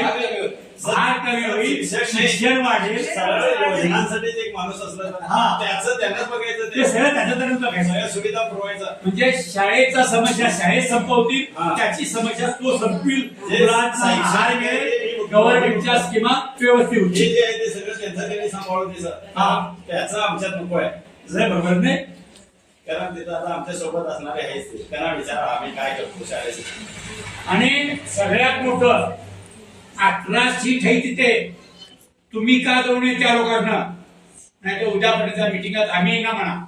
18 मेंबर तुम्ही एकामेकाने काय नाही तुमचं मुलाच्या आई बापावर आजा आजी काका काकी आणि भावानी त्या मुलाच्या आई बाबावर वजन टाकले. तसं ह्या गावात आणि 18 माणसावर वजन टाकलं आहे. त्या 18 माणसांचं जरा एक मिनिट साहेब एकच मिनिट. साहेब जरा माझं एकदा बंद झालं की बंदच माझं म्हणा. एकदा हे झालं तर मला पुढता येत नाही. मी एकदा शिकलो की ABCD सातवी प्रश्न तर आई बापाचं ओझं आई बापावर ओझं टाकलेलं असतं. आता आजी तुझ्या मुलाला शाळा शिकव पैसे द्यायचे माझं काम काय सुविधा द्यायची काम गव्हर्नमेंटचं काम काय सुविधा द्यायचं गव्हर्नमेंट दूर आहे. मग ते आहे. मग तुम्ही मागून घ्या की एक माणूस त्याच्यासाठी सेपरेट माणूस देवा. आमचं शिक्षण आणि आम्ही जाणे शाळा कशी सुधारणी मुलं कशी सुधारणी आमचं मी बघतो. ह्यासाठी सुविधेसाठी एक माणूस देवा. मामासाहेब तुम्ही मागायचे उत्तर सगळ्याचं देतो. ही जे ती 18 ह्यांना पण मी बोलवलं नव्हतं पण त्यांना फक्त मेसेज मिळाला आले कारण ही SDMC सभा नाही. हे पालक मेळावा आहे. ज्यांची मुलं पालक म्हणून इथं जे आहेत त्यांनाच तेवढं सूचना गेली की आज शाळेत जायचं आहे. या SDMC ला मीटिंग मी काढलेली नाही. SDMC जो पालक असतात त्यांनीच SDMC असते नाही असतात त्याचे काही आज अडचणी आहेत पण आणि तुमचे मेंबर झाले असते तर मीच मेंबर झालो असतो. पण तो त्याला कायदा आहे ज्याचं मुलगा आहे त्यालाच मेंबर होता येतोय. नाही तर मी चालू असतो आणि स्पीकर नसताना असं सांगितलं असतं. आणि शिक्षक म्हणाले सर आमचं डिपार्टमेंट पण असं नाही जे तो म्हणते पण आता कसं झालं परीक्षेचा का मी गेलो ऑफिसला परीक्षेचा का एक डेप्युटेशन काढायचं तर त्या शाळेत ते कसं आता होणार होणार मग 1-2 महिने सर करा आम्ही नंतर देतो म्हणून सांगितले साहेब. समजलं आता आमचाच एक शिक्षक दुसऱ्या शाळेला पाठवा म्हणजे आम्ही सोडीन काय. मग ही समस्या येते 1-2 महिने एवढे तुम्ही निरसन करा. जो आहे तुम्ही सांगितलं मी सर करतो माझ्याकडे नाही मुलांच्या शिक्षणासाठी. हा नाही मग हे 2 महिने पॅरेंट्सना मी रिक्वेस्ट करतोय की जरासं इकडं तिकडं होणार सुट्टीचा काळ असेल होऊन जातं कारण परीक्षेचा काळ आलाय. दुसरा डिप्यूट हँड आम्हाला देताच येत नाही. त्यासाठी काय नाही असेल तर कम्पेअर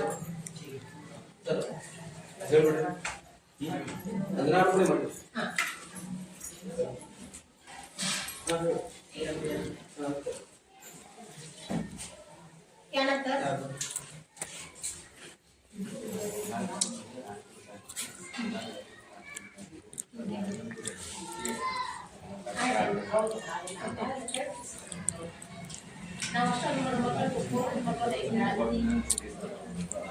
बरोबर आहे तोंडाला बांधलेलं आहे.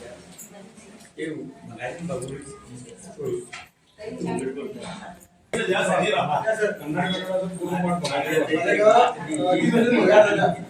व्हिडिओ आहे तिसरीमध्ये मराठी मीडियम मुलगा आहे तर कन्नडाचं वाचतोय गाण्यानुसार स्पीड वाचता येत नाही तर स्पीड मध्ये मुलगा वाचतोय चांगली गोष्ट आहे. एवढा मला अभिमान आहे की शाळेत 100 मुलापैकी मध्ये इकडे मुलगा एवढं स्पीड वाचतोय नाही हँडरायटिंग पण फार मस्त हार्ड आहे असे त्याचे और सब्जेक्ट फास्ट आता ಈ ಸದ್ಯ ಮಧ್ಯ 23 ತನಕ ಪರ್ಫೆಕ್ಟ್ ಅದ ಸರ್ आमच्या वृत्तीकडे तो वेगळे असते काय होईल आणि हे सोडा समजून की तिचं नाव काय घेतलं नाही तिला काय होईल पण आम्ही असं नाही सगळ्या पालकांना आजही सांगतो जेवढं ह्यानी कोऑपरेट आणि आपल्या मुलाकडे आहे तेवढे जर तुम्ही आणि आम्ही राहिलो तर आमची पोरं कुठल्याही इंग्लिश मिडियमच्या मुलाला साईड नाही काढली तर मी चॅलेंज देतो कुठल्याही पण आम्ही वेळ द्यायला पाहिजे थोडा का सांगतो मी ज्या वेळेला पहिल्यांदा इथं आलो ती माझ्याची पहिली बॅच आहे त्याचे 3 मुलं डॉक्टर म्हणून जॉईन झाले सर आमच्या शाळेची मुलं मग आम्ही क्वालिटी नाही म्हणू शकतो कसं आता तुम्ही सांगितलं 7वी 8वीला बरोबर आहे. मी तुमच्या शाळेमध्ये क्वालिटी नाही म्हणून सांगितलं नाही.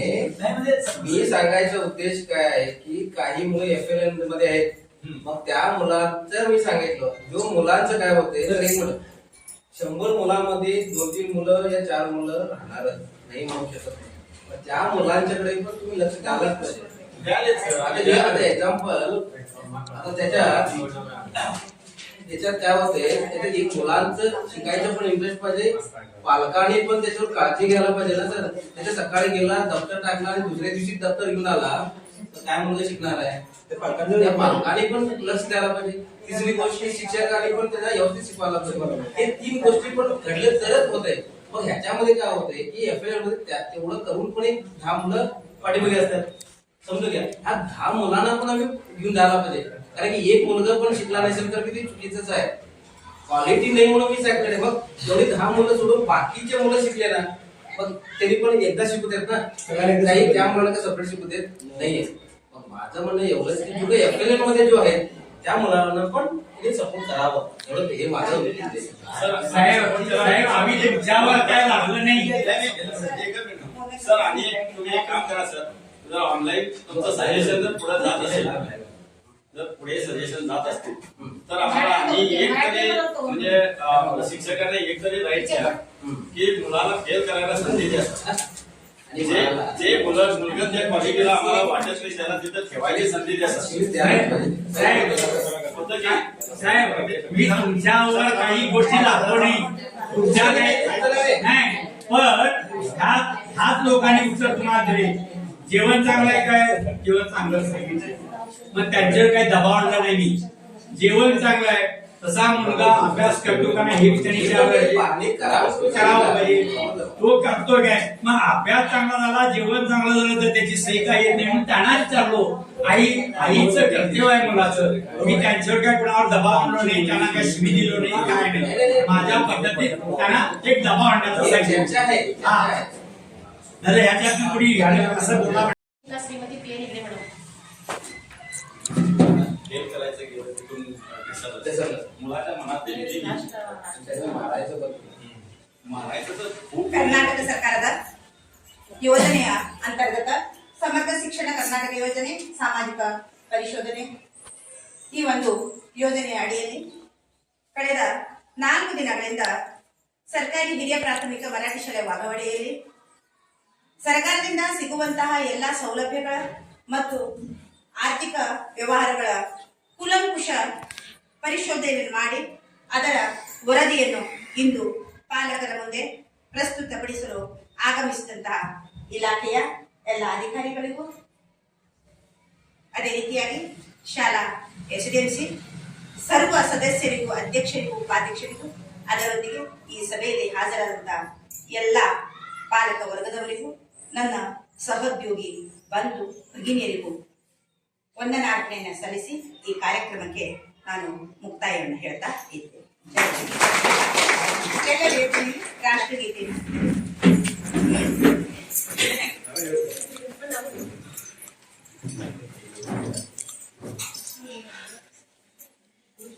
सावधान एक साथ राष्ट्रगीत शुरू कर. जनगण मन अधिनायक जय हे भारत भाग्य विधाता पंजाब सिंध गुजरात मराठा द्राविड उत्कल गंगा विंध्य हिमाचल यमुना गंगा उच्चल जलधि तरंगा तव शुभ नामे जागे तव शुभ आशीष मागे गाये तव जय गाथा जनगण मंगलदायक जय हे भारत भाग्य विधाता जय हे जय हे जय हे जय जय जय जय हे बोलो भारत माता की जय। वंदे मातरम।